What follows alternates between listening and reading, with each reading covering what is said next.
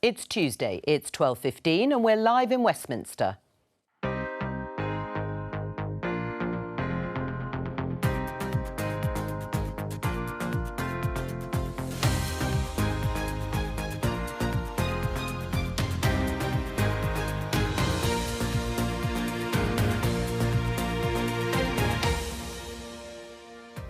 With me today, Conservative MP Mark Harper, Liberal Democrat MP Christine Jardine, Politics Home news editor Laura Silver and comedian Jeff Norcott.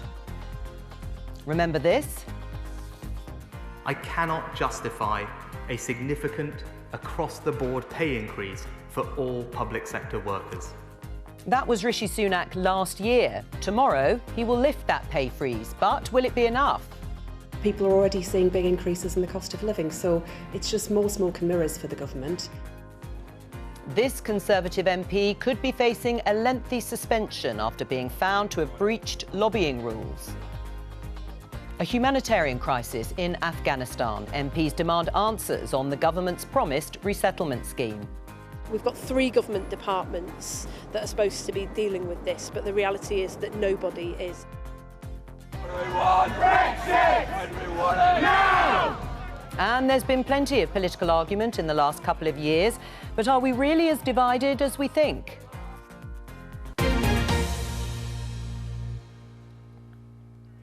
Let's start with that story on public sector pay. As you heard there in the headlines, the government has announced that the pay freeze is being lifted. This, of course, comes ahead of the budget tomorrow and the spending review. Here's how the BBC News covered it. Budget 2021, public sector workers set for pay rise, says Rishi Sunak. Christine, good news? What this government is doing is giving public sector workers a pay rise with one hand and snatching it away from them with the other. There's going to be the national insurance hike in tax there, and we've heard that the cost of living is going up, gas is going through the roof in terms of pricing, and the Bank of England is saying that, you know, we could be looking at 5% inflation. So the very people who have kept the country going through the crisis, the public sector workers who have kept us all going, kept us all safe, haven't had, I don't think, the respect from this government that they deserve. And this pay rise, at the end of the day, NHS workers, the average NHS worker will still be more than £300 worse off. But do you actually welcome the pay rise? I think they should be getting more, and I think that what we shouldn't be doing is seeing it snatched away from them with the other hand. We're going to talk about that in a little more detail in a moment. Mark, your reaction? It's true, isn't it? It's all going to be eaten away by inflation. Well, first of all, the reason, obviously, why there was a pay freeze over the last year is the private sector obviously had very significant pay cuts during the pandemic, and it clearly would have been ridiculous if people in the public sector had had a pay rise when the rest of the country was having a pay cut. Now the pandemic is largely behind us. The Chancellor's removing that pay freeze, which is very welcome, but there are lots of pressures. And Christine rightly, I think, focuses on inflation risk, which is one of the reasons why, you know, the Chancellor's got to keep the public finances under control, and why you can't just go around promising money for everyone. You've got to get the budget back under control. We've got to keep inflation down. The Bank of England's worried about it. And Christine's right. If inflation gets out of control, then workers see pay rises eaten up by it. That's why it's important we have a prudent Chancellor who I think tomorrow will deliver a prudent set of public finances. Right, so you welcome the pay rise, but you wouldn't want it to be any bigger? Well, no, we don't know what the pay rise is going to be. It's not going to be a pay freeze, but what normally happens in the public sector, rightly, is you have independent public sector pay review bodies. But does it have to be bigger than the rate of inflation? They take evidence, they look at the pressures on recruitment and retention, they look at what's affordable, and they make a recommendation to the government, and usually the government accepts those recommendations. It's a good process. That's what we should stick to. Jeff, where are you? Well, I think it's a good thing that the government feel that the economy is improved to the point where they can do this. I guess that 320 billion quid has just somehow paid itself off. I do wonder, though, with Conservative I think it's 440 billion, actually, but yeah, go on. 400, brilliant. It's improved by 440 billion quid, which sort of leads me to a point is how much the Conservative politicians really want to do this. I know Mark will obviously get behind it. Of course, he should get behind it. But you do wonder how much they sort of worry about, you know, if Marcus Rashford tweets about it, do they do things because they're worried about campaigns and things that could gain traction? And I think if you ask any Conservative, like a true Conservative, given the fact we've still got a deficit, given the fact that we've borrowed so much, whether this is something that they specifically want to do, but they have this new constituency, they have this new electoral coalition, and part of that is based on the understanding that there will be higher spending. And I think it also makes for a tricky week for Labour when you've got minimum wage going up, extra spending on the NHS. They're sort of talking about things like we need to read the small print, which is sort of the opposition playbook for, ooh, we didn't think it would be that much, we'd better say something.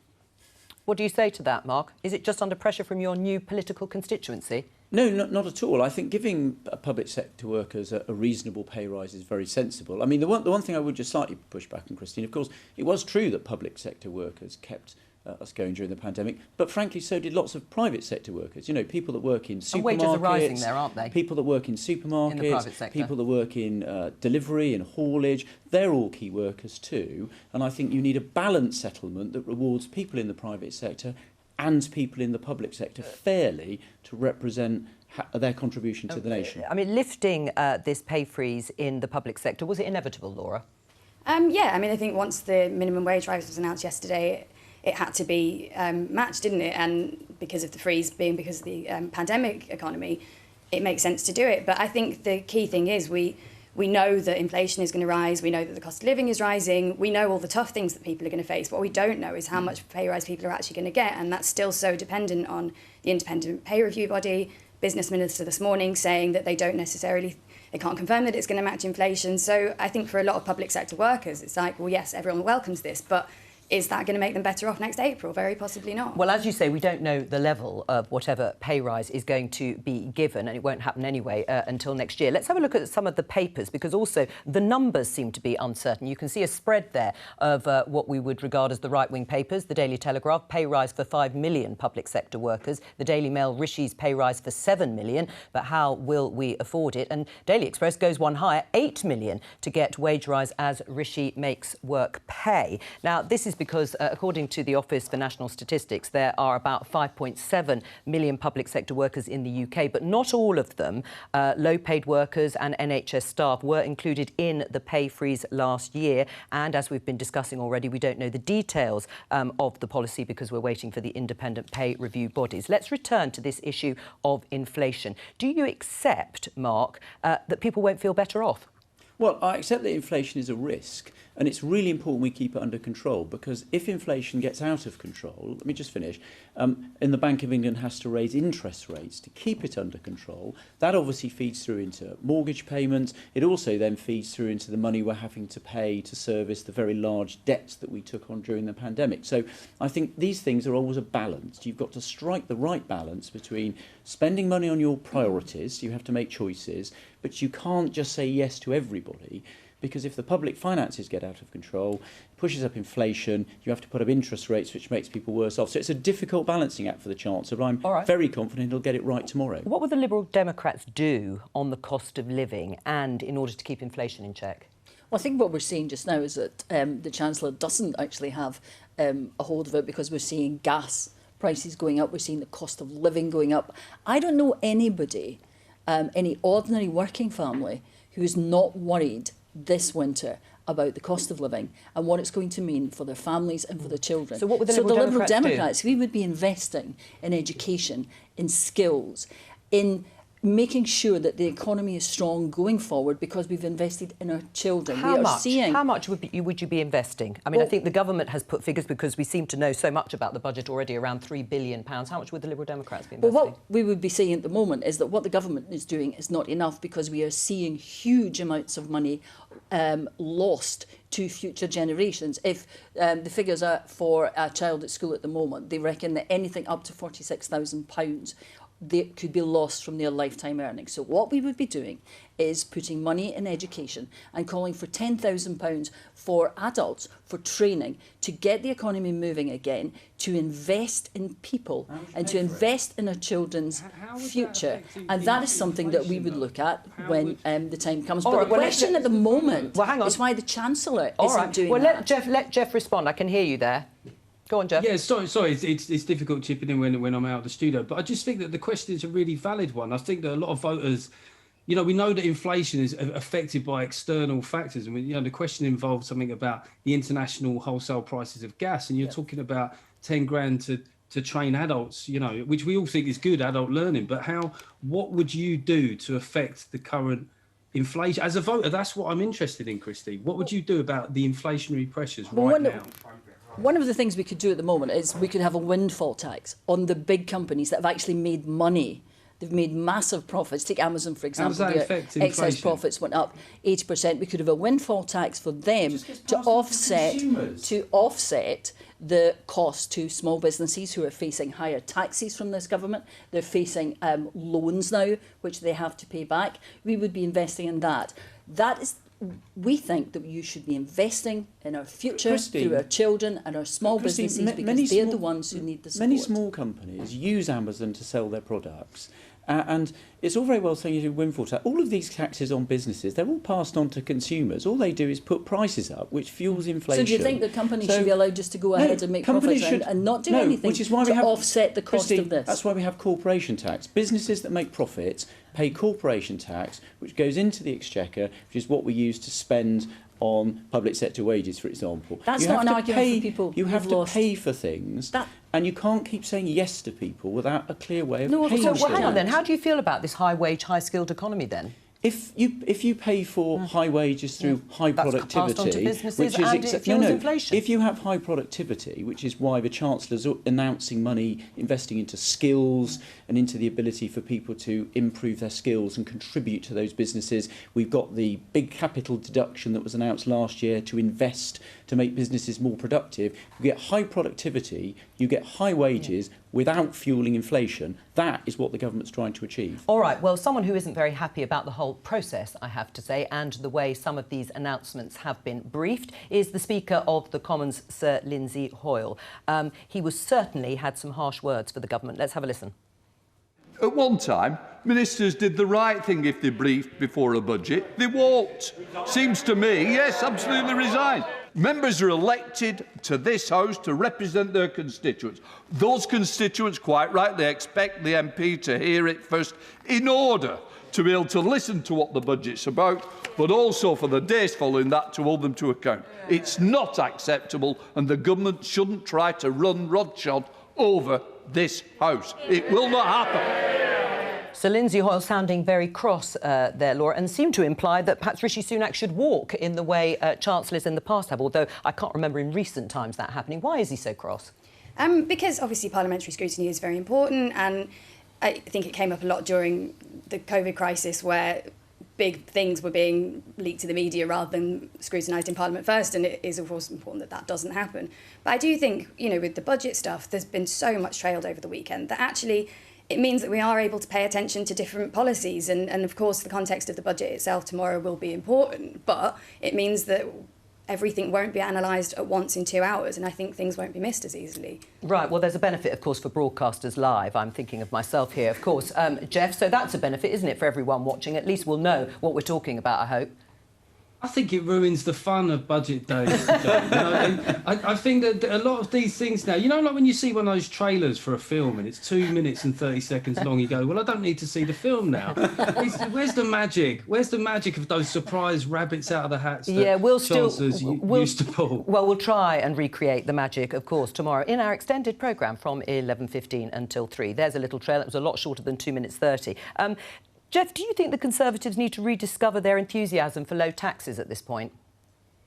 Well, I mean, the problem is where the Overton window, you know, that kind of centre ground of public thought has moved. And I would say that probably, if you look at recent polling, a lot of these kind of spending pledges are quite popular among Conservatives and certainly popular among sort of so-called red wall voters. So I think sometimes you just have to accept that the conversation has moved. The appetite for a low tax economy at this, I mean, one of the biggest things recently, a Conservative government are planning on putting corporation tax up to, is it 25%? 25%, yeah.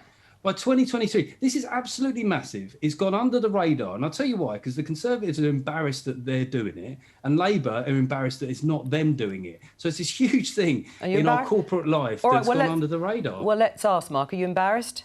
No, not at all. I think, look, I'm in favour of low taxes, as is the Chancellor, but we can't ignore the fact we've just had a global pandemic and things have got to be paid for. We just put taxes up, which Christine mentioned, to pay for getting backlogs cleared in the NHS and social care. I think that's the right priority. But companies have got to pay their fair share as well, which is why we're raising corporation tax. All right. And I think that's very reasonable. We're going to talk about COVID because last week you may have seen the Health Secretary, Sajid Javid, warning that unless more people get vaccinated and get their booster jabs, then the increase in likelihood of restrictions coming back will go up. That's in England, of course. Now, the government's so-called Plan B would include things like mandatory face coverings and working from home and COVID passports in some settings. Laura, can you set out the political arguments from the parties over Plan B?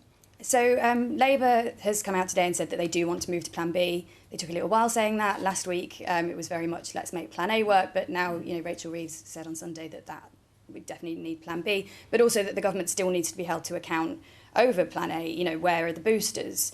Are there other things that could be done, such as more ventilation, better sick pay, so that if people do have to isolate, they feel they can take time off? Because we know very much in previous waves of the pandemic, people were not isolating because they didn't have the freedom to not go to work. They weren't going to get paid.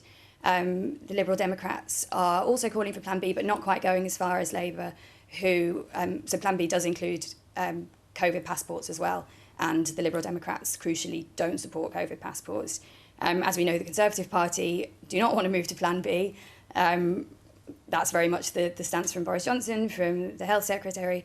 But I think there must be an increasing nervousness in the Conservative Party, even when you've got the BMA accusing them of being negligent over what's happening so far. We had on Politics Home last week Dr Dan Poulter, who is a Conservative MP, but also a doctor in the NHS, saying that we need to move to Plan B now because the situation in hospitals is already becoming uncontrollable. All right, well, let's, Christine, you've been nodding away in agreement for pretty well all of that from Laura. Let's just show everybody this graph. I'll take you through it, Jeff. It's COVID-19 daily cases UK. It spans from the 18th of October to the 25th. Over 49,000 daily cases. This is what has fuelled much of the pressure for the government to move to Plan B. It sort of went up a little bit and now is coming down, albeit slowly, to around 36,500. Now, of course, you can't read too much into a few days' data, but it does look as if the recent rise in cases appears to have slowed. On the basis of that, Christine, would you like the government to move to a Plan B without the COVID passports? Without the COVID passports, yes, we need masks, we need the ability to work from home more again, and we need the vaccine booster programme rolled out, and we also need, crucially, to get the vaccine to children. And I think what I find very difficult is looking across the House every day and seeing the government sitting there without masks on. What we need in this crisis is leadership, and they should be taking leadership, and they should be saying to people, wear your mask, out of respect for nothing else, the people round about you. Right. Can I just get some clarification from you? Because I know that you don't want COVID passports brought in. Are you calling for a working from home order, making it a legal order for people to work from home right now, and the same with wearing masks or face coverings, that it should be mandatory? Well, I think what we've seen is where we're getting no leadership from this government. We've seen local authorities beginning to take leadership. Right, the Liberal Democrat, is that what you're calling for? The Liberal Democrat led council in Bath have brought in mandatory masks, and we're seeing more and more pressure across the country. People actually want to see it, because apart from anything else, it makes me feel safer if you're wearing a mask. So yes, I would like to see people wearing masks, and I think actually mandated it was very to do so. Yeah, I think actually it was very interesting that Sajid Javid even said on Sunday on television that he would be willing to wear a mask in the House of Commons, regardless of the fact that Jacob Rees-Mogg seems to think, I don't know where he gets the science from, but that you can't get COVID from someone you know. All right, well, just before I come back to you on the working from home, I mean, should MPs like you just be wearing masks in the chamber? Well, if it's very crowded, yes. So yesterday when I was in the House of Commons, I didn't wear one because there were only 40 people in there. But, for example, tomorrow I'll be in the chamber for the budget because I'm going to speak in the debate. It'll be absolutely rammed, so I will be wearing a mask. I think you've got to be sensible about it. All right, but what about, well, hang on, but working from home,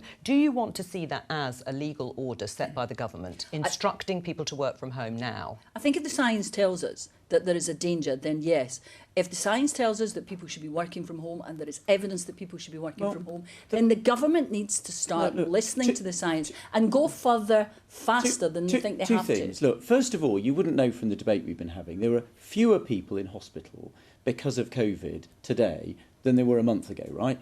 The NHS is under pressure, but it isn't under pressure from current patients with COVID. It's but if it's under any sort of pressure, surely, Mark. It's under pressure every winter, but it's also under pressure because we're dealing with the people that we frightened away from the NHS during the pandemic. So I don't think we should do that. Plan B isn't low cost. We've seen from government documents. But what's the cost of not We've seen doing the it? government documents this morning.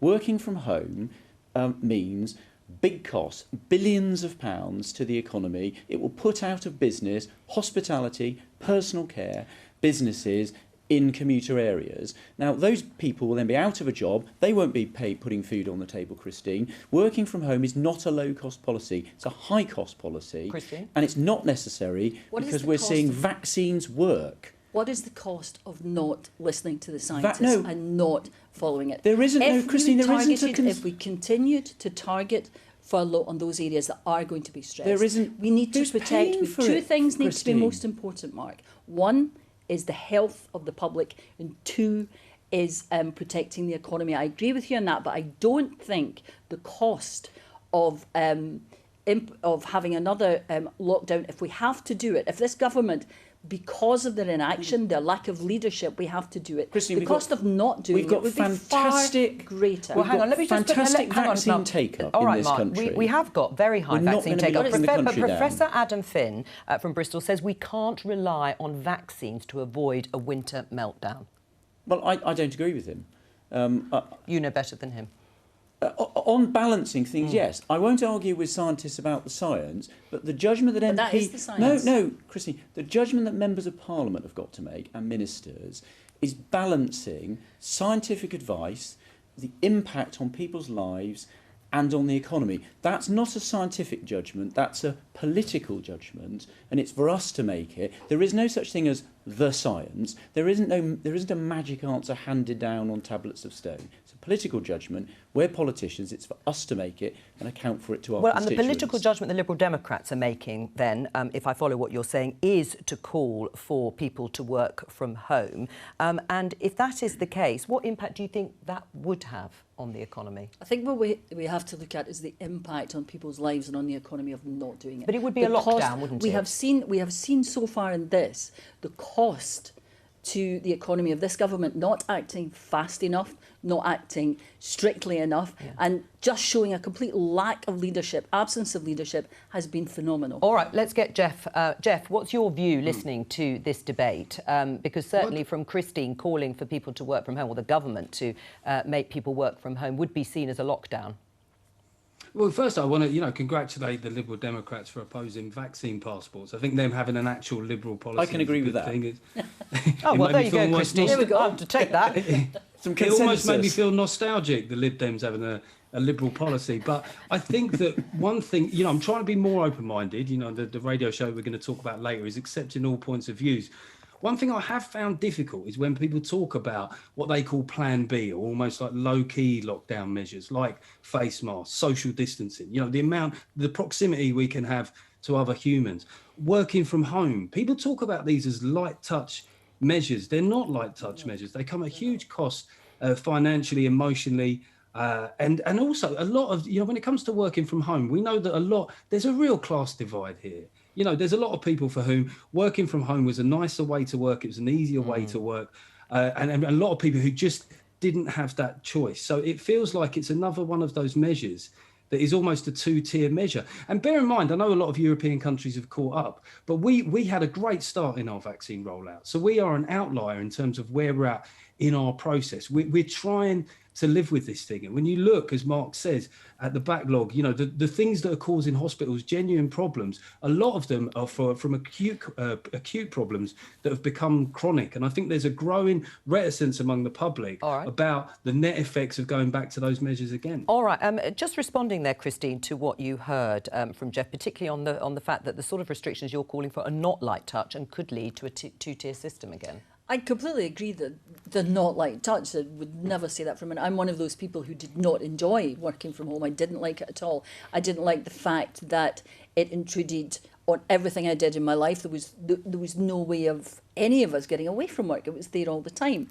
But the fact of the matter remains that we're in this situation Boris promised we wouldn't be back here, but because the government hasn't acted swiftly enough, hasn't shown the leadership we needed, and that we're not getting the booster vaccine rolled out or children's vaccines rolled out, is why we're here, and that's what we need to be addressing. All right, we're going to leave it there because there has been some breaking news this morning, and that's an MP's watchdog has found that the former Conservative Cabinet Minister, Owen Paterson, broke lobbying rules to benefit two companies. It could lead to a 30-day suspension from the Commons.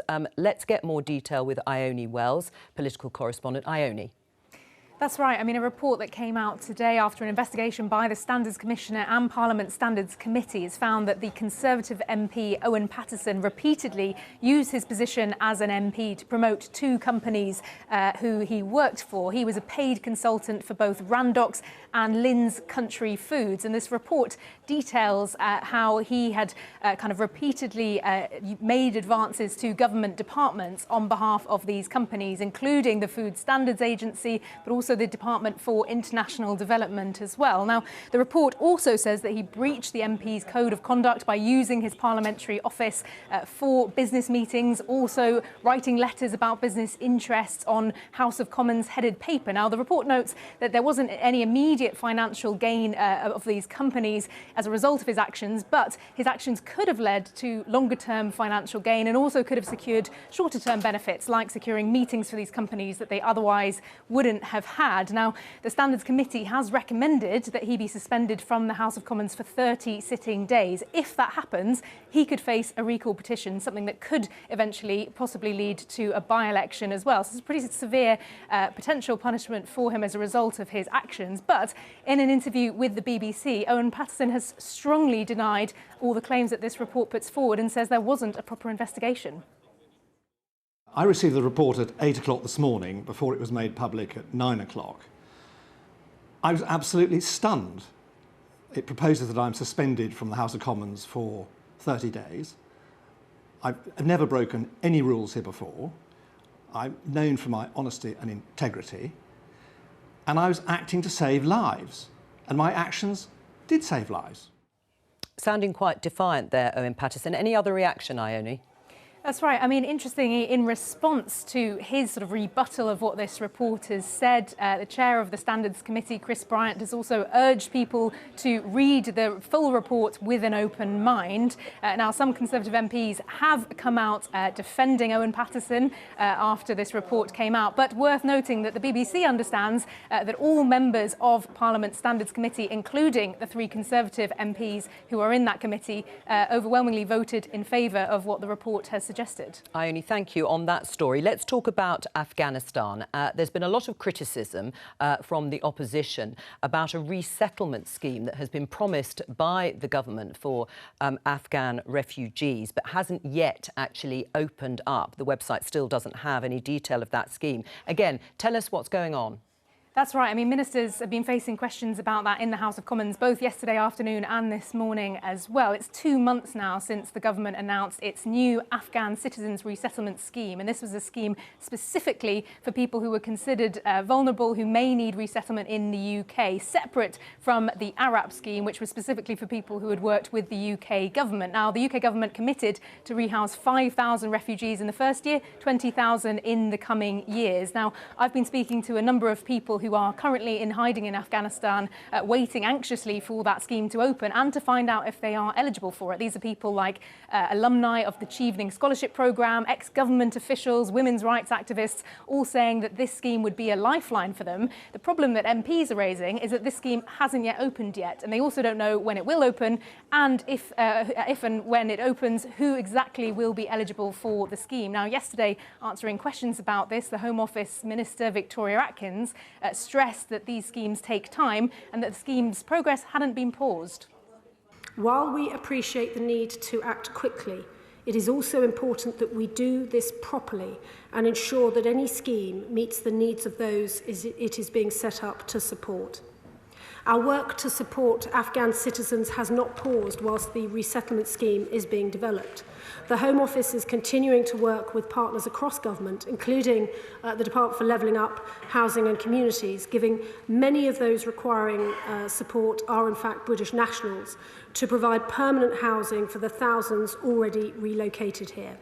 Home Office Minister Victoria Atkins there. Ione Wells, thank you very much for joining us and bringing us up to date. Let's talk to our guests about this because, Mark, it was on the 18th of August that the government announced this Afghan citizens resettlement scheme, even taking into account time needed to actually set it up. It's a dire situation in Afghanistan now because of the humanitarian crisis, on top of obviously dealing with a Taliban regime. Well, there are two things. Of course, the first thing we did was to get out of Afghanistan all of those people that we could, that had worked with our forces and had worked with us. And that went well. We got, given what had happened, we got 18,000 people out of the country. This is obviously the scheme that's going to run for a number of years. And I thought the Minister put it very well. I mean, I've been involved in this. I was a former immigration minister. These schemes are complex. You've got to get them right. You've got to think about how people are going to get out of Afghanistan. What's the process of getting them out safely to the United Kingdom, assessing their cases, and then, very importantly, if they are granted refugee status and we find they have a good case to stay here, how do you make sure they're resettled properly, get all the support they need to become, active, supportive members of our community? And you've got to get the details right. It's not simple and you can't rush it. Is that fair? I don't know if you saw it last night. You probably did. I watched the report from Afghanistan on the 6 o'clock news, and it's heartbreaking, and I think the government have to accept responsibility and step up to the plate on this much more than they are at the moment. We need to settle 20,000 people, we believe, in the Liberal Democrats, 20,000 people this year, not over 5 years. We need safe routes of passage. It shouldn't just be foreign nationals and people who made it to Kabul airport who are out safely. I mean, you get to the point in any country, any society, where parents are having to think about selling one child so that their other children can be fed and survive the winter, then I think you have to put all else aside and you have to act on that on a humanitarian basis. What would you do then? Are you saying that you would expand the numbers of Afghan refugees coming over right now? Yeah, we think you have to take 20,000 now. I also think the government needs to rethink its foreign aid programme in the current situations. The cuts to foreign aid will be biting here as well. And I think anyone who has seen the pictures from Afghanistan will be heartbroken at what is happening in that country. And we need to take responsibility. How much pressure, Laura, do you think the government is under over this scheme? I think a lot, and I think it's notable that there's a real cross-party coalition on this, and the debate last night was incredibly reasonable. People want this to work, but it's obviously not going to be good enough for people in Afghanistan hearing, yes, we've taken 2.5 months so far and it's complicated and there's still not a date. When we're getting reports of, as you say, people selling their children, women being killed, MPs fearing for their lives, and these are just the ones we're hearing about. We're also hearing reports of internet outage. And I don't think anybody in that situation would have seen last night's debate and thought, oh, well, great, everyone's doing their best. And we've shown what we can do with the airlift and with, other things when the government puts everything behind it, like the vaccination programme, for example. When we're willing to do stuff and just get it done, it happens, and perhaps there isn't enough willingness with this. Jeff, where are you? Well, look, I don't have any specific expertise in this area, but I did do shows in Afghanistan for the British troops between 2011 and 13. I went out there 5 times. Two of the bases that we did shows on are Kabul and Lashkar, very much in the heart of those cities and those communities. And I remember seeing people, interpreters and people that, just sold things on the camps, and seeing them leave at the end of the evening and knowing the risk that they were under then. And that was when there was a lot more control and there was a sympathetic and moderate government. You can only imagine what that atmosphere is like now. And I agree with Christine. It feels like 5,000. It doesn't feel enough this year. I think that, when the Syrian refugee crisis happened, it was at a time where, because of our immigration laws then, there was a lot of immigration, and it felt like the government didn't have the political latitude. One of the benefits, I hoped, of taking back more control was that we would have more latitude, as British governments have done in the past in humanitarian crisis, is to take a more meaningful number of people. And I think 20,000 sounds like a much more a reasonable number to be taken in the first year. All right. We are probably going to hear from Liz Truss, not on this particular programme, but she will be answering questions, Foreign Office questions, and no doubt will be asked about the scheme and what is happening with it. Let's stick with the Commons for a moment more. You heard Sir Lindsay Hoyle, the Speaker, earlier on, reprimanding ministers for briefing far too much about the budget. Well, he's at it again. Let's have a listen. I've repeatedly stated in the clearest possible terms that important announcements should be made by the government, first in this House rather than outside. I did so again yesterday in relation to the briefings issued to the media about the budget. I was disappointed, therefore, to see more stories in the media today with apparently very well briefed information about what will be in tomorrow's budget. The government just doesn't have to take my word for it. Its own ministerial code says so. Well, that's Sir Lindsay Hoyle. If you didn't think he was serious the first time, he definitely is now. And, of course, that budget will be happening tomorrow, and we'll be covering it from 11:15 with an extended programme. Let's talk about your programme, Jeff, your Radio 4 programme. I would never be friends with ... What's it about? Yeah. Well, I think what I learned about having a ... is on paper it's quite a good title, but when you have to go on programmes and talk about it, it turns out describing an ellipsis, which is a word I've had to learn, very good. Is a bit trickier. But yeah, I mean, look, it's a show that's on Radio 4 and it's on BBC Sounds, and it was just, I felt like we're at the end of a period, or certainly we've had a long period. If you go right back to like Brexit, left and right divides, Scottish indie ref, which I think is often forgotten as a kind of starter gun, on these binary lines where people often presume that one side is goodies or baddies, or people essentially hold each other in bad faith. And that was already a problem in British public life. And then, of course, we had the lockdowns where we were able to drill down into echo chambers, you know, and confirmation bias. And we had more sort of battlegrounds in the culture war come up, like statues, you know, taking a knee. We had a kind of increasing polarisation of the trans debate. And I just sort of thought it's got to a point where, and this doesn't matter whether you're left or right, socially conservative or liberal, everyone's been told off now. Everyone's got into trouble with a work colleague. Everyone's got lost a friend or had an argument with a loved one. And I felt a bit of a fatigue about this. I don't feel like we really gain anything from deciding that large parts of the people that we work and live with and share our lives with are bad people. So I kind of I wrote some comedy myself. I put out the feelers to the public to find out where their opinions politically or culturally had got them in problems. So we got a programme that kind of looks at that, really. All right, well, let's catch up with Professor Bobby Duffy, the Director of the Policy Institute at King's College London. Welcome to you. Professor, are we as divided as ever? Yeah, I think Jeff more or less nailed it there, I think, in his introduction. We did a large study on perceptions of culture wars here in comparisons with the US, and there are some worrying trends. 3/4 of the UK public think the country is divided, and half think we're the most divided we've ever been. We have to be careful with that, because we always think today is the worst time or the most divided time. But you can see that something did change a bit around Brexit, and it was putting these cultural divisions really at the fore for people. And I think more importantly, gave it a badge and an identity that you could be on one side or the other. So we see in our survey findings some things that are very similar to Jeff's points, where you see your own side as honest and intelligent, but you see the other side as selfish and closed-minded. And that's across issues, your political party identity, whether you support BLM or oppose BLM, COVID lockdown and Brexit, across all sorts of different issues. Now, do you think we've moved to some extent beyond the rows, many of them on this programme, I have to say, of the Brexit years?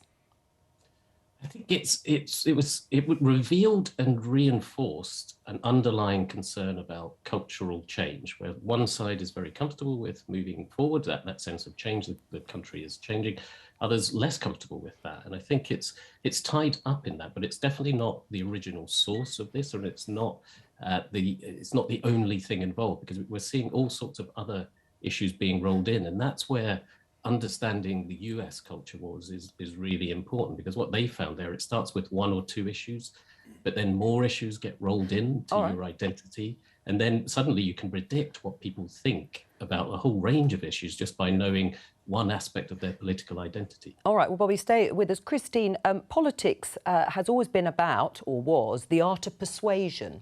And that title, I would never be friends with. Are you friends with people from other parties? Oh, yes, of course.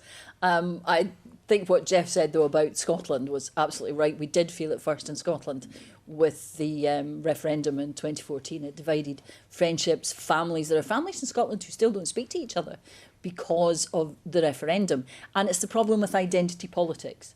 It ceases to become about issues and ideas and becomes purely about who you are, which flag you wrap yourself in, and then it becomes very bitter. And we've seen it with the independence referendum. We saw it with Brexit, and now we're seeing it again in Scotland with the argument about whether or not we should have another one. And do you think we are as divided as we were? Do you have friends on the other parts of the house? Yes, I do, and I think where I'd maybe slightly disagree. I agree with what Jeff's doing, but I think as a member of Parliament, one of the nice things is you interact with people in your constituency in person. I think where this is worse is on social media. It's very binary, but Twitter isn't Britain, and political Twitter isn't Britain. And as an MP, you talk to lots of constituents. Many of them don't agree with you, and many do, but they're not binary about things. They're much more nuanced. You have much more sensible conversations. So my general view is I'm a bit more optimistic. I'm a bit more in Jeff's camp, a bit more optimistic about the country and an ability to take it forward in a united way than some of the doom and gloom that we read about. Well, Jeff, just before I come to you, what role do you think the media does play? I mean, Laura, do you think we're moving past this division, divisiveness between various groups of people or not? I think we are, and I think it's easy to think that we're divided when you see a lot of the media, and particularly social media, which we know very well capitalises on extremes. I mean, we heard before the Select Committee yesterday, the Facebook whistleblower Frances Haugen, detailing the exact ways in which Facebook will prioritise very, very extreme content, but saying that Facebook know that that's actually not most of it. And I think most people do have very nuanced views, but I think when you look at social media, you will only see the very extreme version and you feel like you're the only person that thinks in grey areas. But, you know, I know from reporting on elections and going out and speaking to members of the public, you ask them who they're going to vote for and they tell you, but then they give you a policy from every different party, and people are complicated. Right, but I mean, that's the media. But Jeff, what about politicians? Because, I mean, accusations that the government does fuel culture wars to some extent over various issues. Do you agree with that? I think on both sides, you know, in terms of recent Labour conference and things that were said there, and, you know, whether recent events are directly connected to that, you know, I think that whatever it is that gives us a cause to think about the tone of the debate that we have in this country is a good thing. And I think Mark's absolutely right in terms of what he said about Twitter not being Britain. What I sense, you know, I'm back out on tour now, and that was obviously an awful plug, but is that I get a sense that people don't want moral and political certainty anymore. There was a period where people had to take these big stances. And what I'm noticing is I'm getting people of a lot of political and cultural persuasions coming to my shows. And it sort of reminds you that the person that deals in moral political certainty, like absolute high status certainty, is more likely to be the victim of the joke, you know, than the person telling it. And so that's one of the joys of going back out there, is finding that I think that weariness that I was feeling with this binary type of debate is also felt in the country at large. And I hope maybe the pandemic is like a sobering moment, which makes us realise there are a lot more serious things than these things that we've been disagreeing about. Bobby, you've been nodding away there. Are divisions here as marked as they are in the States? Oh, it's so good to hear people make that point about nuance, because when we look at people's opinions in the research as well, there are not two monolithic blocks of people facing off against each other, which is maybe the impression that you get from social media and some media coverage. It is really important, though, from the US experience, it is really important how you talk about these issues and the tone that the media and politics set. And that's the worry, is we're not where the US are now, but we're potentially going down that path unless we cool down that kind of discussion. So if you look at the research, in 2015, there were only 21 articles in the media talking about culture wars in the UK. By 2020, there were 534 articles talking about the fact that we have a culture war in the UK. And we've got to watch the rhetoric, because the evidence from the US is you can't create these sorts of divisions top down. They do have to reflect a real reality and what people feel, but you can encourage it. Right. Jeff, just very briefly, you've got... Oh, in fact, I'm not sure we've even got time. Sorry, you won't be able to plug the tour again. I'm going to plug the programme again tomorrow. Thank you to all of our guests. I will be back at 11:15 with that extended programme, PMQs and the Chancellor's statement. Please join me then. Bye-bye.